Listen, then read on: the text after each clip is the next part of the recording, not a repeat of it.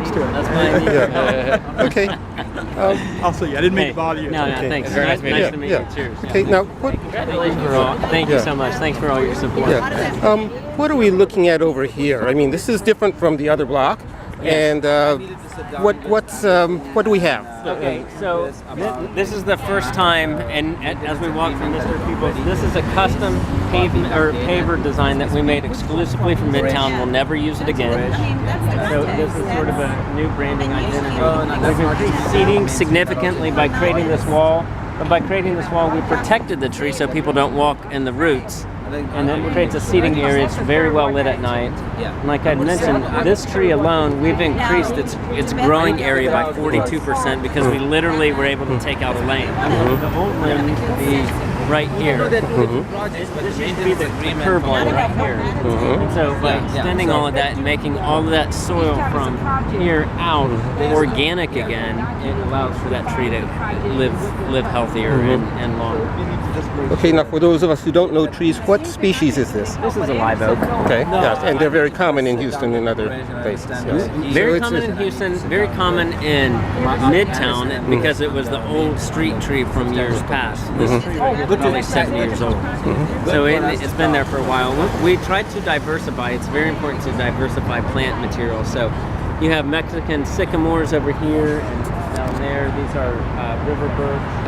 That river birch is beautiful. River birch is beautiful, and in about 30 days it's going to turn bright gold.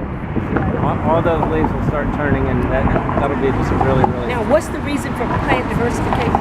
Well, so what happened about 100 years ago in the U.S. is that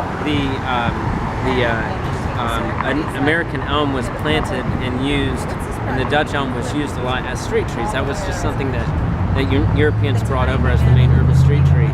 There was a beetle that came around and the Dutch elm disease, and so there was a disease that was actually transferred by animals, by bugs, essentially, from tree to tree, and it wiped out entire areas. So we try to do that as much as we can on all of our projects. But I think in Midtown in particular, having monotony and sort of everything the same, that's not Midtown's brand.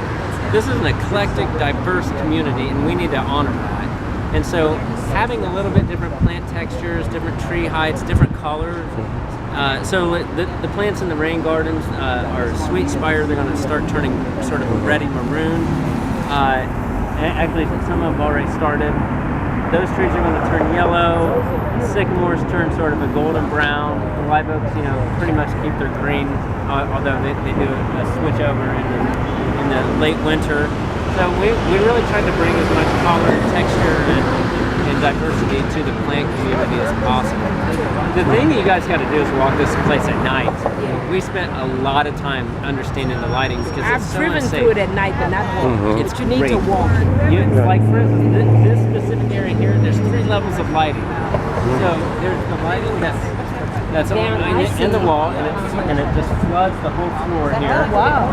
And so that's lit. We have lighting that shines up into the tree to light the canopy, and then we have the center point street lights that are also incorporated. Do you have any solar lighting incorporated in this project? We don't. All the lighting that we chose, which like this lighting here, that's LED lighting, which is a very, very low energy efficient lighting. The center point lights are center point lights. I know. I got you. No explanation. Right. All right. Okay, great.